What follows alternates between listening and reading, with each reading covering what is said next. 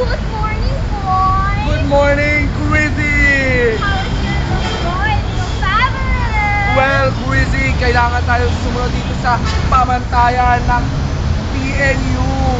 How about my little boy? Bagay na bagay sa akin. PNU attire. Well, Chrissy, mas bagay sa'yo yan. Hindi nakikita ang likod mo. Whatever, boy. Mas maganda pa rin pag naka-backless ako. Sige na nga. Okay, ano bang magandang pag-usapan ngayon, boy? Alam ko na, Chrissy, pag-usapan natin ang patayan kung paano malalaman kung ang gawain ay mabuti o masama. Marami akong alam dyan, boy. Sige nga, Chrissy, sampulan mo ako ng isa. Yung una, layunin ng aksyon o end of action. Wow, ang dami mo namang alam, Chrissy. Sige nga, bigyan mo ako ng halimbawa. Okay, andito yung isa nating field reporter na si